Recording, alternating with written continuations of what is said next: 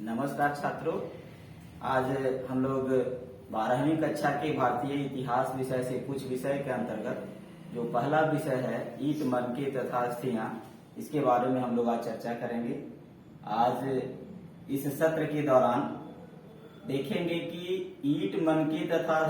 जो अस्थियां हैं उनकी सहायता से हड़प्पा सभ्यता का अध्ययन कैसे किया जाता है और हड़प्पा सभ्यता का आरंभ कैसे हुआ, इन सभी बातों पर आज हम लोग चर्चा करने जा रहे हैं। और इस विषय के अंतर्गत हम लोग सीख पाएंगे कि हड़प्पा सभ्यता के अंतर्गत विकास कैसे हुआ, उस समय का निर्वहन क्या था। तो आप समझ पाएंगे कि हड़प्पा सभ्यता हमारी जो देश की जो पहली संस्कृति थी उसमें कैसे लोगों का विकास हुआ, कैसे लोग रहते थे, उस सभी विषयों का अध्ययन हम इस अध्याय के अंतर्गत करेंगे। तो मैं चलता हूं कि आज इस सत्र के अंतर्गत कौन कौन से विषयों का हम लोग अध्ययन करेंगे। तो 11 महत्वपूर्ण बिंदु हैं जिसमें कि इस सत्र के दौरान या इस अध्याय के दौरान हम लोग सीख पाएंगे कि हड़प्पा एवं मोहनजोदड़ो सभ्यता का आरंभ कैसे हुआ, उस समय निर्वहन के तरीके कैसे थे, एक नियोजित शहर का स्वरूप कैसा था, सामाजिक भिन्नताओं का अवलोकन कैसे हुआ करता था, इसके बारे में हम लोग अध्ययन करेंगे। और शिल्प उत्पादन के विषय के बारे में जानकारी प्राप्त करेंगे। जो वस्तुएं या माल प्राप्त करने संबंधी नीतियां थी उसके बारे में भी हम लोग अध्ययन करेंगे। मोहरे, लिपि तथा बाट, प्राचीन सत्ता, सभ्यता का अंत, हड़प्पा सभ्यता का खोज और तत्कालीन जो है अभी से अतीत को जोड़कर कैसे समस्याओं का निदान होता है, इन अध्याय के अंतर्गत इन बिंदुओं पर विस्तार से चर्चा की गई है, जिसको हम लोग इसे सीखने का प्रयास करेंगे। तो अब हम लोग चलते हैं, कुछ परिभाषिक शब्द हैं जैसे कि पुरातात्विक या साक्ष्य क्या होते हैं, संस्कृति किन्हें कहा जाता है। तो एक स्लाइड है जो स्लाइड के माध्यम से आप समझ सकते हैं। पुरातात्विक साक्ष्य जो पुराने वस्तुएं होती हैं जो खुदाई के क्रम में, खोज के क्रम में जो प्राप्त होते हैं उसको पुरातात्विक साक्ष्य कहते हैं। संस्कृति होती है कि एक ही समय अंतराल में अन्य अन्य जगहों पर एक समान जब वस्तुओं का प्राप्त होते हैं, वस्तुओं का जो जब हम लोग देखते हैं कि कौन कौन सी वस्तुएं एक ही वस्तुएं अन्य स्थलों से जो प्राप्त हुई है, तो माना जाता है कि एक संस्कृति काल का यह वस्तु रहे होंगे। और समय के बारे में जब देखा जाए तो इस सभ्यता का जो समय काल था जो 2600 ईस्वी पूर्व से 1900 ईस्वी पूर्व का बीच माना जाता है। और इस तरह से हम लोग जब देख सकते हैं इसमें कि आरंभिक जो बस्तियां थी, हड़प्पा सभ्यता के पहले भी आरंभिक जो बस्तियां थी वो इस टेबल के माध्यम से दिखाने का प्रयास किया गया है कि सिंध और चोलिस्तान जो जगह थे उनमें कितने बस्तियां स्थापित थी। जैसे बस्तियों की कुल संख्या दी गई है, सिंध में 106 और इस तरह से चोलिस्तान में 239। आरंभिक जो हड़प्पा स्थल हुए उसमें 52 सिंध में थे और 37 विकसित हड़प्पा जो स्थल थे, इस तरह से इसके माध्यम से दी गई है। तो अब हम आगे के जब देखते हैं तो आरंभ से हम चलते हैं कि हड़प्पा सभ्यता का आरंभ कैसे हुआ। तो जब देखते हैं हम लोग, जब अध्ययन करते हैं इतिहास का, तो ऐसा नहीं कि अचानक हड़प्पा सभ्यता का विकास हुआ। वहां पहले से भी कुछ संस्कृतियां पनपी थी, जैसा कि साक्ष्य मिला है विशिष्ट मृदुघाट शैली के तौर पर। हम लोग जब अध्ययन करते हैं तो पाते हैं कि इससे पहले भी वहां कुछ बस्तियां रही होगी, जो बाद में जो साक्ष्य मिले हैं, जले हुए साक्ष्य जो मिले हैं, उनसे पता चलता है कि इसके पहले भी वहां संस्कृतियों का विकास हुआ था। लेकिन विकसित जब हुआ तो फिर उसको हड़प्पा सभ्यता या सिंधु घाटी सभ्यता का नाम दिया गया। कुछ बड़े जो आकार के मिले, जहां पर विकसित सभ्यता मिली, वहीं से हड़प्पा सभ्यता संस्कृति का आरंभ हुआ। और इसको 3 भागों में मुख्यतः बांटा जाता है। एक तो है कि आरंभिक जो संस्कृति थी, दूसरा जो था पूरा विकसित जो सभ्यता थी वो था, और जो विकसित होने के बाद की जो संस्कृति थी उनको उत्तरोत्तर या पुनरावृत्ति संस्कृति के नाम से जाना जाता है कि पुनरावृत्ति नहीं, पुनरावृत्ति संस्कृति के नाम से जाना जाता है। यानी 3 जो बिंदु थे हड़प्पा संस्कृति के, आरंभिक, मध्य वाला विकसित, और जो उत्तरोत्तर जो बाद में जो घटना घटी पुनरावर्ती जो हुआ, हड़प्पा संस्कृति कहलाता है। और इस तरह से इस संस्कृति का विकास हुआ। इस मानचित्र के माध्यम से हम लोग देख पाते हैं कि यह जो मानचित्र है इसमें दिखाया गया है कि आरंभिक जो संस्कृति थी हड़प्पा, जो विकसित हड़प्पा संस्कृति थी, उसके पहले किन किन क्षेत्रों में इनका फैलाव था, और उसी तरह से दूसरे मानचित्र में दिखाया गया है कि इस जो हड़प्पा संस्कृति का विस्तार किन किन क्षेत्रों में हुआ। यानी देखें तो सिंध, पंजाब, वो पाकिस्तान में सिंध और पंजाब क्षेत्र से लेकर गुजरात तक यह विकसित सभ्यता अपने आप को स्थापित किए हुए थी। और जब देखते हैं तो नदियों के किनारे, जैसे कि आपने पूर्व की कक्षाओं में पढ़ा है विश्व के कुछ इतिहास के विषय में मेसोपोटामिया की सभ्यता, तो वहां दजला और फरात नदी के बीच में मेसोपोटामिया सभ्यता का विकास हुआ था। उसी तरह से हड़प्पा और जो सिंधु घाटी की सभ्यता का विकास हुआ, देखेंगे कि सिंध और रावी नदी, जैसे रावी नदी यहाँ पे है, यह हड़प्पा इसके किनारे है, और जो सिंध नदी है यहाँ पे मोहनजोदड़ो है। तो इस आधार पर देख सकते हैं कि इन संस्कृतियों का विकास इन्हीं नदी क्षेत्रों के अंतर्गत हुई और फिर बाद में और विकसित होती गई। और जो हम लोग आज समझते हैं, आज के जो अभी जो हमारे वैज्ञानिक या तकनीकी रूप जो अपनाते हैं हम लोग रहन सहन में, जीवन यापन में, उस समय के लोग भी रहने के लिए वैज्ञानिक तरीकों को अपनाकर एक नियोजित शहर या फिर उत्पादन का केंद्र या कृषि का उत्पादन किया करते थे, जिसको कि आगे इसके क्रम में हम लोग अध्ययन कर पाएंगे। तो अब हम लोग निर्वाह के तरीकों के बारे में देखते हैं क्या कि निर्वाहन किसको कहा जाता है। जैसे जीवन यापन, जैसे जीने का तरीका, जैसे खाने के लिए लोग आज कृषि उत्पादनों पर निर्भर हैं, या फिर यदि कुछ जैसे आज के जीवन में होता है क्या कि मनुष्य दो तरह से शाकाहारी और मांसाहारी भोजन लेते हैं, तो उस समय के लोग भी निर्वहन के तरीकों में जो कृषि उत्पाद जो वस्तुएं थी उस पर आधारित थे। और कुछ साक्ष्य ऐसे जो मिला है उन साक्ष्यों को प्राप्त करने के लिए प्राणी वस्तुविद या फिर पुरा वस्तुविद के द्वारा जो साक्ष्य प्राप्त हुए हैं उस पर आधारित कल्पना की गई है कि उस समय के लोग कौन कौन से अनाज का उपयोग करते थे, जिसमें सफेद चना है, जौ है, तिल है, इसका उपयोग किया जाता था। चावल के बनिस्पत जौ,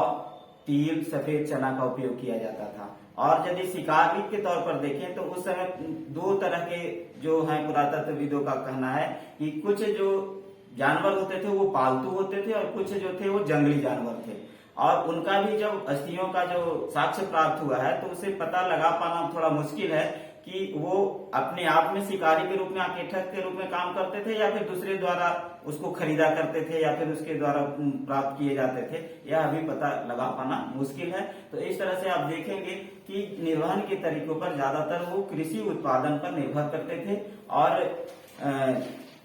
मांसाहारी के तौर पर मछलियों का और पशुओं के मांसों का भी प्रयोग किया करते होंगे, इस तरह की कल्पना की गई है। अब कृषि प्रौद्योगिकी के बारे में, कृषि का तकनीक क्या था, इसके बारे में हम लोग अध्ययन करते हैं तो पाते हैं क्या कि बनवाली और कालीबंगा से पुरातत्वविदों ने जुती हुई खेत का, जुताई की गई खेत का एक साक्ष्य जो प्राप्त हुआ है उससे पता चलता है कि बीज बोने से पहले जमीन पर जुताई किया जाता था या कुड़ाई किया जाता था। उसके बाद क्या है कि जो मृग मूर्तियां और जो वृषभ जो प्राप्त हुए हैं, तो वृषभ का अर्थ यही लगाया जा रहा है कि हो सकता है कि हल चलाने में कालीबंगा से हल के भी साक्ष्य प्राप्त हुए हैं। तो उससे पता चलता है कि वृषभ जो बैल होते हैं उनका हल चलाने में प्रयोग किया जाता रहा होगा। या भी वहां के साक्ष्यों से प्राप्त होते हैं कि एक फसली भूमि भी था और दो फसली भूमि था, एक ही समय में दो फसलों का भी उत्पादन किया जाता था। जब आप गहनता से अध्ययन करेंगे तो पाएंगे कि वहां पर जो आज के तरीके हैं खेती करने का, वही तरीका हुआ उस समय भी पनपा था। और तो सोच लीजिए क्या कि आज से 4500 वर्ष पूर्व भी वह संस्कृति विकसित थी जो आज हम लोग करते हैं। तो इस तरह से देख पाएंगे कि उस समय भी सिंचाई का साधन उपलब्ध था। सिंचाई के साधनों के रूप में जलाशयों का प्रयोग किया जाता था, नहरों का प्रयोग किया जाता था। और इस आधार पर कृषि के अन्य तकनीकों का उपयोग करते हुए कृषि के उत्पादन में जो विस्तार की गति थी वह तीव्र गति से विस्तार किया जाता था और अपने आप को कृषि उत्पादों से अपना निर्वहन का कार्य करते थे। अब इस चित्र के माध्यम से आप देख पाएंगे कि यह एक जलाशय का चित्र है जो धौलावीरा में खोज के दौरान प्राप्त हुई है। और इधर जो है धातुओं का औजार है जिससे अनुमान लगाया जाता है कि इस धातु के औजार से फसलों की कटाई की जाती होगी, या फिर यह नहीं पता लग पाया है कि इसके जो हत्थे थे वो लकड़ी थे या फिर पत्थर के थे, नहीं पता चल पाया है। लेकिन यह औजार से अनुमान लगाया जाता है कि यह धातु के औजार फसलों की कटाई में उपयोग किए जाते होंगे। तो इस तरह से हम लोग इसका अध्ययन कर पाए। अब मोहनजोदड़ो एक जो सभ्यता का हिस्सा है उसमें एक नियोजित शहरी केंद्र था। जैसे कि आज हम लोग कैसे भवनों को देखते हैं शहरों में या फिर ग्रामीण क्षेत्रों में कि एक सिस्टम के आधार पर घरों का निर्माण होता है, नाली जो जलाशय के द्वारा जो उपयोग किए गए जो गंदे पानी होते हैं उसको नालियों की सहायता से उसका निस्तारण किया जाता है या फिर उन्हें गंतव्य तक पहुंचाया जाता है। तो ठीक इसी तरह से उस समय भी एक नियोजित यानी पूर्व प्लान के आधार पर शहरों का निर्माण हुआ, घरों का निर्माण हुआ, जिसमें दो तरह के क्षेत्र का इसमें पता चलता है। एक ऊपरी सिरा जो होता था उसको दुर्ग कहा जाता था, और जो निचले जो शहर होते थे उनको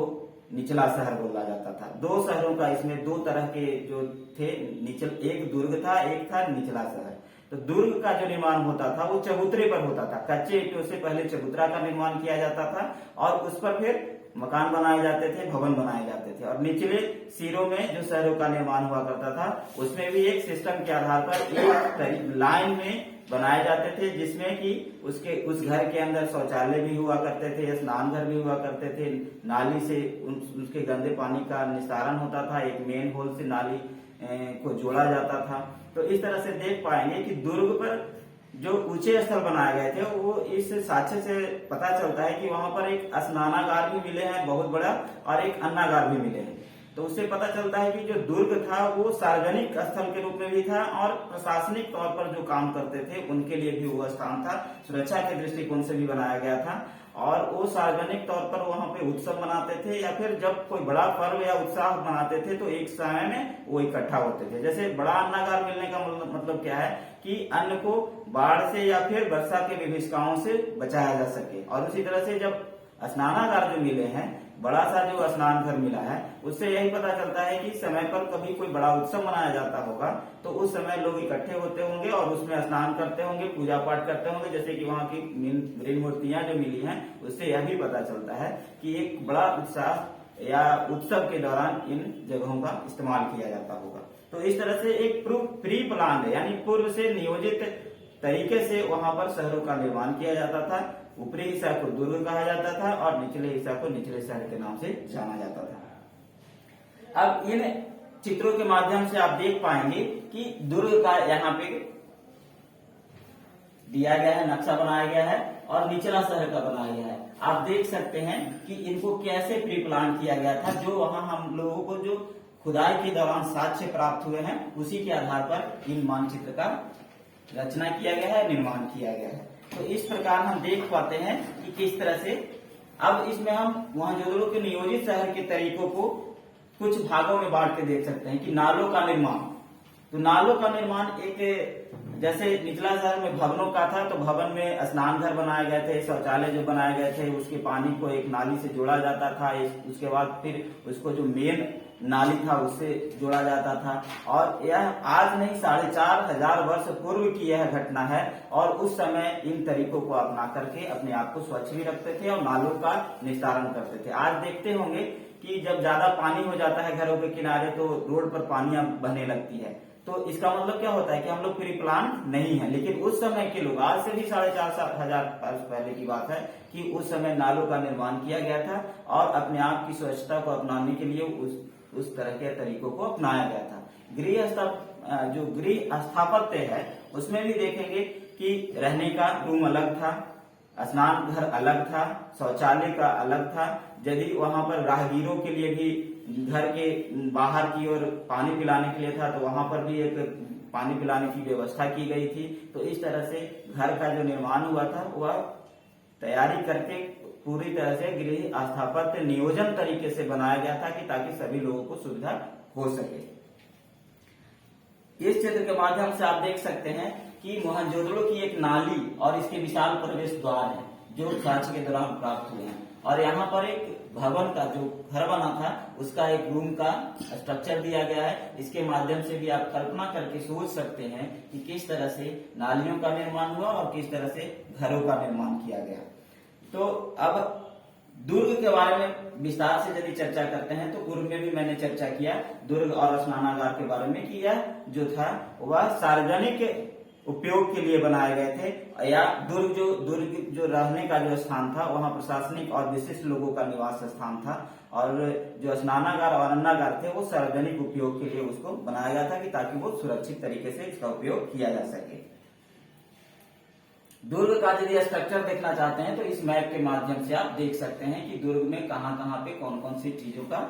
हुआ था, उस खुदाई के दौरान जो साक्ष्य मिले हैं उसके आधार पर इसका चित्र बनाया गया है। आप देखते हैं हम लोग सामाजिक भिन्नताओं का अवलोकन, जैसे समाज में भिन्न भिन्न लोगों का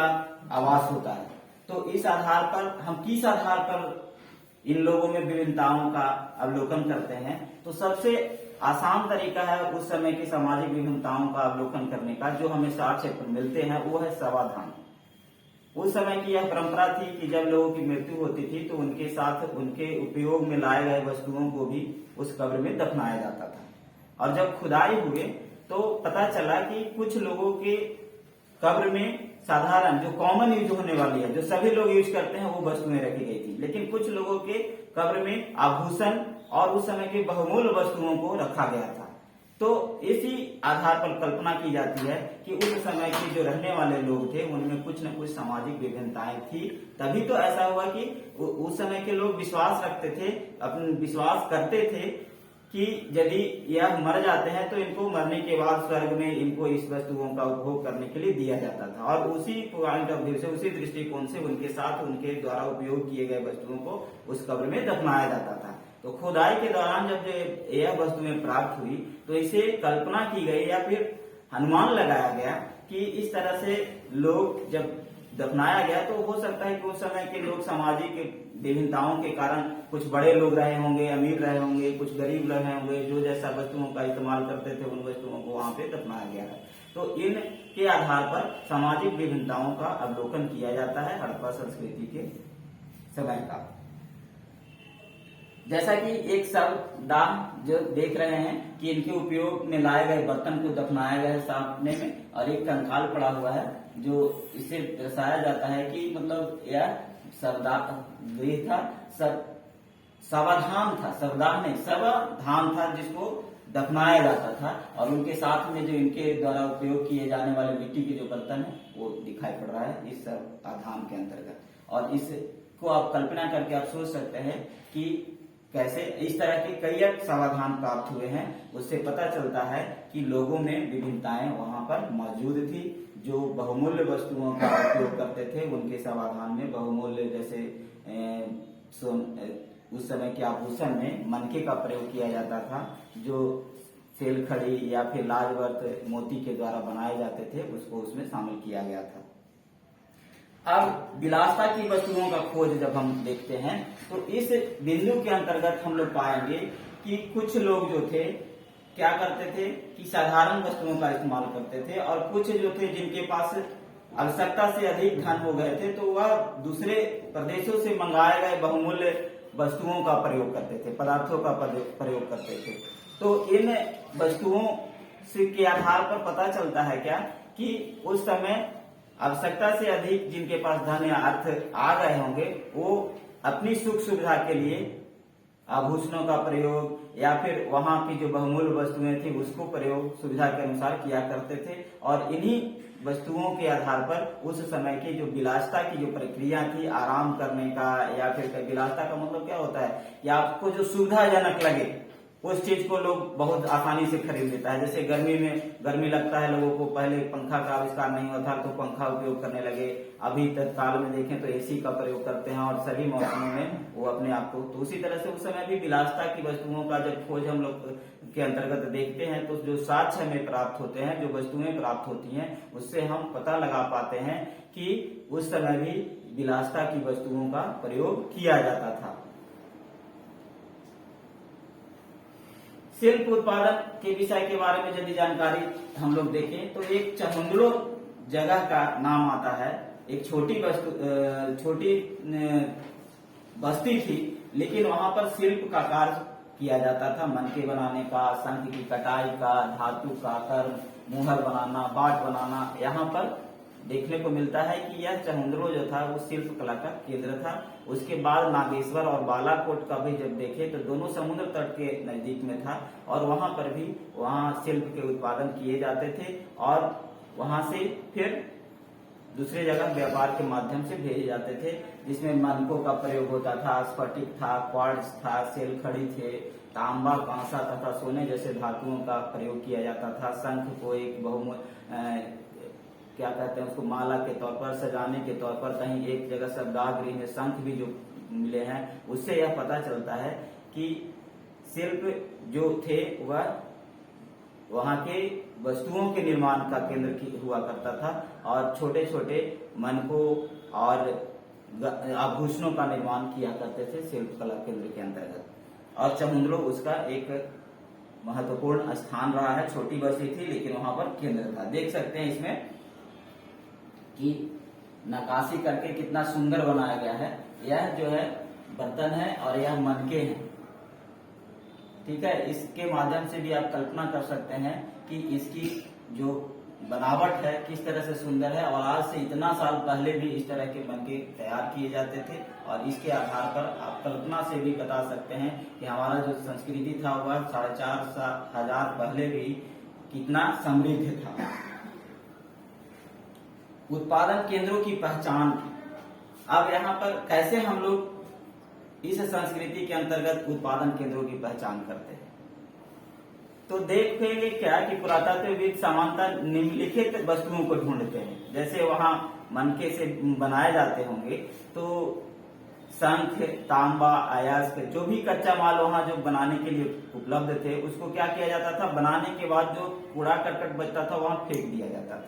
और साक्ष्य के दौरान यही सब वस्तुएं प्राप्त हुई है और अधिक मात्रा में प्राप्त हुई है, जिसके कारण हम लोग को पता चलता है कि जैसे चहुंदड़ो के बारे में कैसे पता चला कि हमको चहुंदड़ो एक शिल्प कला का केंद्र था। तो वहाँ वही जो सामान जो थे जो इसका उपयोग नहीं किया जा रहा था या फिर सामान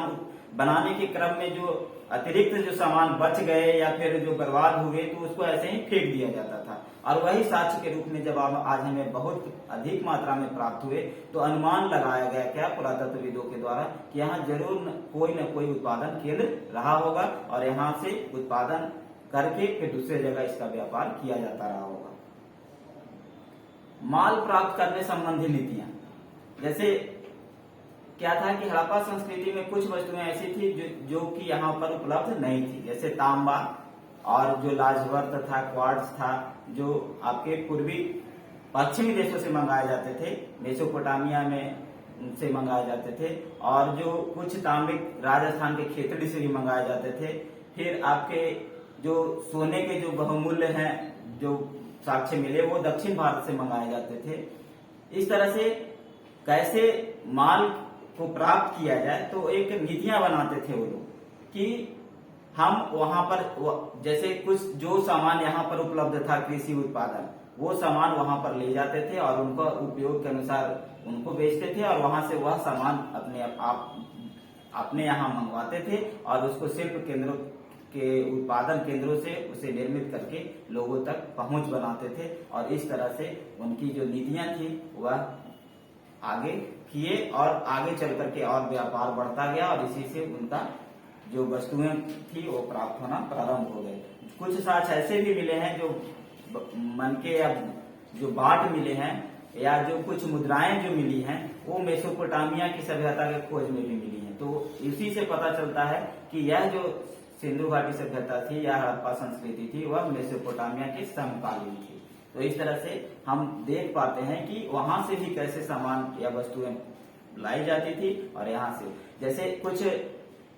साक्ष्य यह भी मिले हैं कि बैलगाड़ी खिलौना मिला है, तो उससे अनुमान लगाया जाता है कि हो सकता है कि इसको परिवहन के कार्य में माल ढुलाई में करते होंगे या फिर अपने आप को यहाँ से वहां जाने के लिए इसका उपयोग करते होंगे। तो इस तरह से हम लोग देखते हैं जो भी ईट मनके और अस्थियां जो हैं उनके द्वारा पुरातत्वविदों के द्वारा जो साक्ष्य पुरातात्विक साक्ष्य प्राप्त हुए हैं उसी के आधार पर इन संस्कृतियों का पता लगाते हैं और हम यह पाते हैं कि हमारी जो संस्कृति थी वो कितनी समृद्ध थी।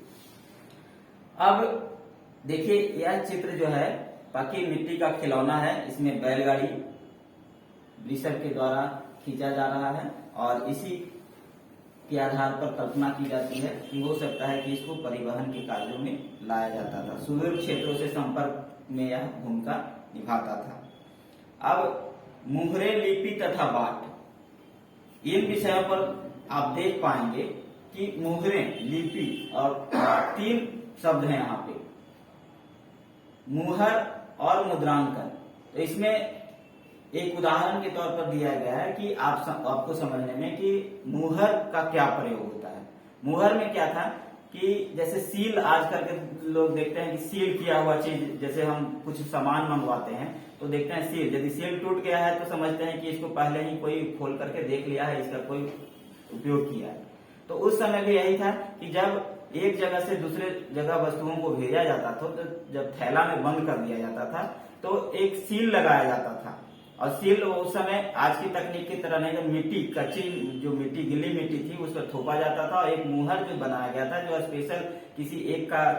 एक प्रतीक चिन्ह था, उसको लगाने के बाद जब दूसरे जगह जाता था तो समझा, यदि उसमें कोई छेड़छाड़ नहीं किया गया तो समझा जाता था कि इसको बीच में कोई थैला खोला नहीं है, वो भी पता चल जाता था। और फिर जिसके द्वारा भेजा जाता था वह एक निश्चित व्यक्ति का होता था तो उससे उसकी पहचान होती थी।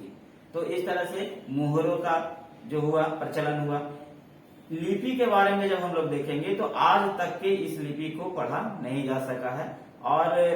इसमें कभी सबसे जो लंबे अभिलेख है उसमें 26 चिन्ह मिले हैं, लेकिन आगे जब देखते हैं तो कहीं कहीं लगभग 375 से 400 चिन्ह भी मिले हैं। इसलिए आज तक इस लिपि को पढ़ा नहीं गया, इसलिए इसे एक रहस्यमय लिपि के तौर पर हम लोग जानते हैं। और लिपि को देखिए इस माध्यम से हम लोग देख पाएंगे कि एक प्राचीन सूचना के अक्षर हैं और यह जो मुद्रा है और मुहर, यह मुहर है और ये मुद्रा है, समझ गए। तो इसके आधार पर, इन साक्ष्यों के आधार पर उस समय की हम लोग कल्पना करते हैं। और इस पर भी जो लिपि लिखी गई है, इस पर भी जो लिपि में लिखी गई है, आज तक इसका आधार नहीं निकल पाया है क्योंकि बहुत अधिक संख्या में चिन्हों का प्रयोग किया गया है, तो अभी तक इसका अनुमान नहीं लग पाया है। उसी तरह से बाट को देखेंगे तो जिस तरह से आज हम लोग किसी भी द्रव्यमान को वजन करने के लिए केजी में, सेंटीमीटर में, मिलीग्राम में करते हैं उपयोग, तो उस समय भी परिशुद्धता प्रणाली को नियंत्रित किया गया था और द्विआधारी पद्धति के आधार पर 1, 2, 4, 8, 16, 32 तक के इसको ले जाया गया था। और जो छोटे बाटों का प्रयोग संभवतः आभूषण और मनकों को तोड़ने में करते थे और जो आज के वैज्ञानिक रूप में जो किया जा रहा है उस समय भी उस तरह के बाट उपलब्ध थे और दशमलव का भी प्रयोग उस समय संभवतः किया जाता है, जो कि उस समय के जो प्रणाली जो मिलते हैं उससे पता लगाया जाता है। तो पता चलता है कि हो सकता है कि उस समय के लोग भी दशमलव प्रणाली को अपनाते थे। अब प्राचीन सत्ता के बारे में समझेंगे, उस समय शासन कैसा था। तो इसके बारे में अभी तक कोई स्पष्ट निर्णय पे नहीं पहुंचा जा सका है। हर एक पुरातत्वविदों का, प्रत्येक पुरातत्वविदों का अलग अलग अप्रोच है इसके मामले में। तो कुछ लोग समझते हैं कि उस समय सामाजिक जो भेदभाव था, ना कि सभी के साथ एक समान लोग रहते थे, एक समान जैसे लोग थे, एक रूपता था समूह में। फिर कुछ लोगों का कहना है कि नहीं, वहां के राजा हुआ करते थे, वो अपने प्रजा को नियंत्रित करते थे।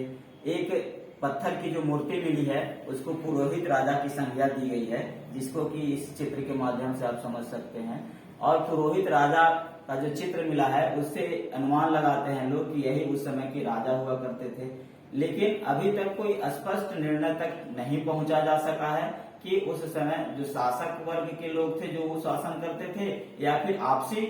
सद्भाव के साथ वहां का जो संचालन,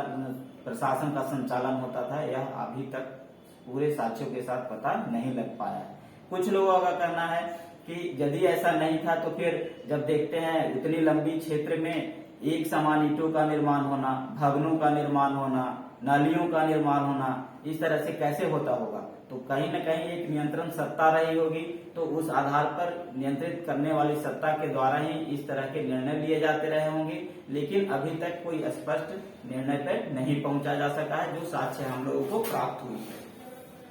अब सभ्यता के अंत के बारे में देखें तो सभ्यता के अंत के बारे में जो साक्ष्य हमें मिलते हैं तो उससे यह पूरी तरह भी नहीं पता चल पाता है। कुछ लोगों का कहना है कि बाढ़ के कारण हुआ, कुछ लोगों का कहना है कि बाहरी आक्रमणों का कारण हुआ, कुछ लोगों का कहना है कि शुष्कता के कारण बरसात खत्म हो गए और सिंचाई के क्षेत्र धीरे धीरे बंजर होते चले गए। इस तरह से फिर कुछ लोगों का कहना है कि पुरावर्ती काल में उससे भी एक विकसित सभ्यता पनपने लगी, जिसके कारण उसका धीरे धीरे ह्रास होता गया और इस सभ्यता का अंत हो गया। जैसे आप मानचित्र के माध्यम से भी आप देखेंगे आगे कि उस स्थिति में क्या है कि यदि हम लोग गुजरात के बाद जब बढ़ते हैं तो धीरे धीरे गुजरात की ओर आगे बढ़ने लगी, उधर की जलवायु चेंज होने लगी थी, इसलिए उस सभ्यता का धीरे धीरे अंत होता चला गया।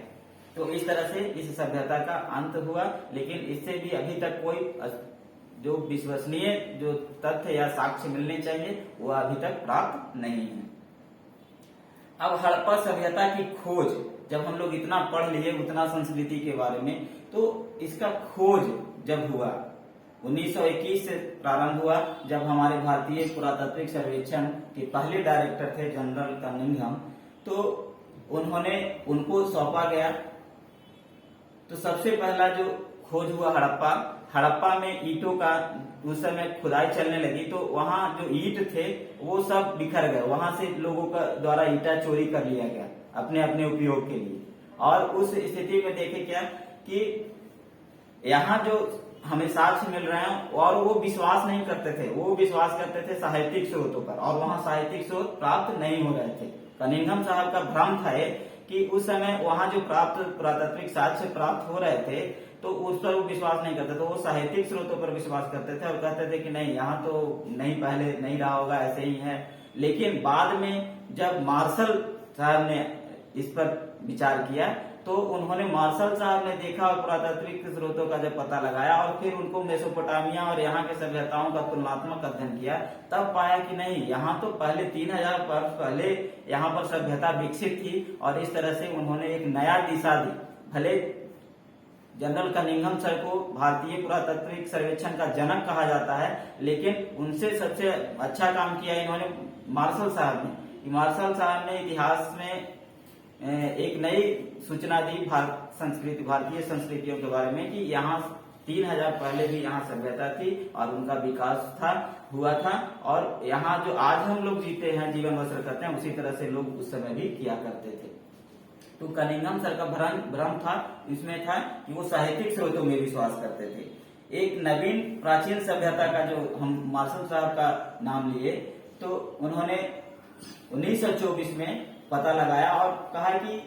आज से 3000 वर्ष पहले की जो घटना है वो यहाँ पर सभ्यता का विकास हुआ था। इसके बाद व्हीलर साहब ने एक और नया पुरातात्विक सर्वेक्षण में योगदान दिया है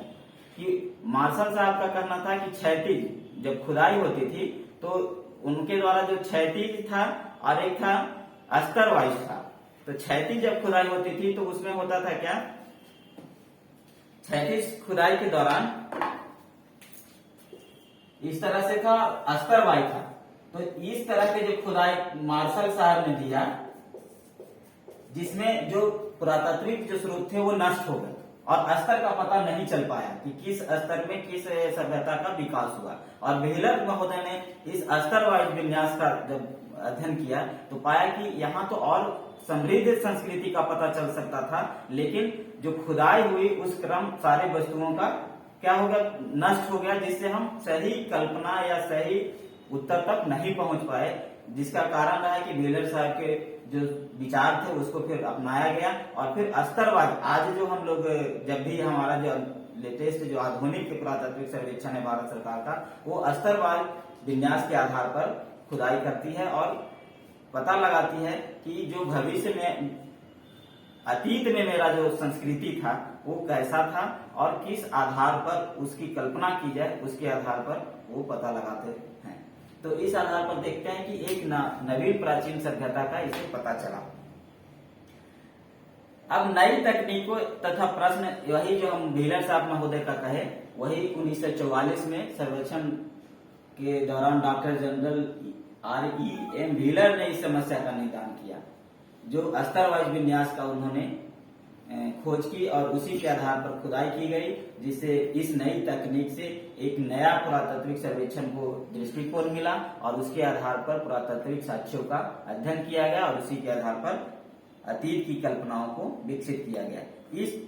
इसके आधार पर आप समझ सकते हैं पुरास्थल, टीले और स्तर। जैसे देखिए यह स्तर में था, यदि हम इस तरह से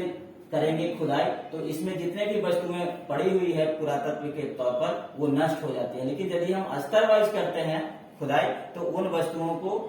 सुरक्षित रखते हुए जब बाद में कल्पना करते हुए जब हम कल्पना करेंगे तो उनकी जानकारी हम आसानी से प्राप्त कर सकते हैं वस्तुओं के आधार पर। तो व्हीलर महोदय ने ही इस नई तकनीक को जन्म दिया और इसी तकनीक के आधार पर आज हमारा भारत सरकार का आधुनिक पुरातात्विक सर्वेक्षण है वो कार्य कर रहा है। अब अतीत को जोड़कर पूरा करने की समस्या, जैसे कि हम लोग इस अध्ययन के दौरान सभी साक्ष्यों के आधार पर हम जो अतीत में बीत चुका है उसी को जोड़कर आज की समस्याओं को पूरा करने का प्रयास कर रहे हैं और खोज का भी वर्गीकरण इसी आधार पर कर रहे हैं कि जो वस्तुएं हमें प्राप्त होती है उसको उपयोगिता के आधार पर वर्गीकरण करते हैं और उन्हीं वर्गीकरणों के आधार पर पूरा वस्तुओं को जो हमें प्राप्त होती है उसी के आधार पर हम लोग अतीत के संस्कृति का पता लगाते हैं। और इस अध्याय के अंतर्गत इन चीजों को आपको इसीलिए पढ़ाया गया है कि बताया गया है कि आप पुरातत्व के दौरान पुरातात्विक खोजों के दौरान जो पूरा वस्तु मिले उससे आप क्या अनुमान लगा सकते हैं या फिर आप क्या कल्पना कर सकते हैं। तो इसके आधार पर आप अतीत को जोड़कर अपनी समस्याओं को पूरा कर सकते हैं। व्याख्या की समस्याएं उत्पन्न हुई। अब पहले के लोग कुछ दूसरे तरीके से, जैसे आप लें कनिंघम साहब का, वो साहित्यिक स्रोतों के आधार पर व्याख्या कर रहे थे। मार्शल साहब ने पूरा वस्तुओं के आधार पर, उसके बाद जो व्हीलर साहब ने अपना नया तकनीक अपनाया और उस आधार पर अपनी अपनी व्याख्या की। हो सकता है कि आज जो लिखी गई है कल नए तकनीक का उपयोग करते हुए और अन्य तरह की व्याख्या की जाए। तो इस तरह से व्याख्या की समस्याएं हैं जो अतीत के वस्तुओं को जोड़कर किया जाता है और नवीन तकनीकों का उपयोग करते हुए व्याख्या की जाती है। अब इस चैप्टर के अंत में एक काल रेखा है, दो काल रेखा मिलेगा। काल रेखा एक है जिसके अंतर्गत आपको आरंभिक भारतीय पुरातत्व के प्रमुख कालखंड बनाए गए हैं और इसमें बताए गए हैं कि कौन सा घटना किस समय में हुई है और यह सभी साक्ष्यों के आधार पर आधारित है और इसके आधार पर आप लोग अध्ययन कर सकते हैं। काल रेखा 2 है कि कब कौन से स्थान पर क्या किया गया, उन ईयर से दिया गया है जिनके द्वारा किया गया है वो इधर टेबल में बता दिया गया है। अब इस सत्र के दौरान आप लोग जो 11 बिंदु पर चर्चा हमने की थी वो आपने संभवतः, मैं अपेक्षा करता हूं कि आप लोगों को समझ विकसित हो चुकी होगी और आप जो इस अभ्यास के अंत में जो प्रश्न दिए गए हैं, उत्तर दिए गए हैं, इसको आपको अपने आप में भी समझ विकसित करनी है और इस का जो कंटेंट्स है आपको जो YouTube में जब लोड होगा तो इसमें आपका डिस्क्रिप्शन बॉक्स में जब आप जाएंगे तो आपको वहां पे PDF के तौर पर मिल जाएगा जिसमें कि आपके वस्तुनिष्ठ प्रश्न भी हैं और विषयनिष्ठ प्रश्न भी हैं। आप खुद उसका अवलोकन करेंगे और पाएंगे कि इस चैप्टर के अंतर्गत जो हमने सीखा वो हमारे लिए कितना कल्पनीय है या फिर आप अपनी कल्पना को भी विकसित करते हुए अपनी संस्कृति के बारे में अपने अंदर नैतिक मूल्यों का विकास करेंगे, जिससे कि आपको पता चल पाएगा कि हमारी जो संस्कृति है, हमारे जो पूर्वज रहे हैं वो कितने समृद्ध थे और कितने वैज्ञानिक तरीकों से अपने जीवन को बसर करते थे। तो हमें अपने आप में गर्व महसूस होगा कि हम वैसे पूर्वजों के वंशज हैं जो आज से 4500 वर्ष पूर्व भी नई तकनीकों का उपयोग करते हुए मानव के विकास में अहम भूमिका निभाई। तो ठीक है बच्चों, आप इसको डिस्क्रिप्शन बॉक्स में जाकर के क्लिक करके सारे कंटेंट्स को भी देख सकते हैं और हमारी बातों को सुनकर इस अध्याय में जो बातें समझाई गई है या 11 बिंदु जो सीखने के क्रम में आपको बताई गई थी उन सभी बिंदुओं की चर्चा की गई है उसको आपको समझ लेंगे। ठीक है, आपकी समझ में विकसित हो जाएगी। थैंक यू बच्चों, थैंक्स।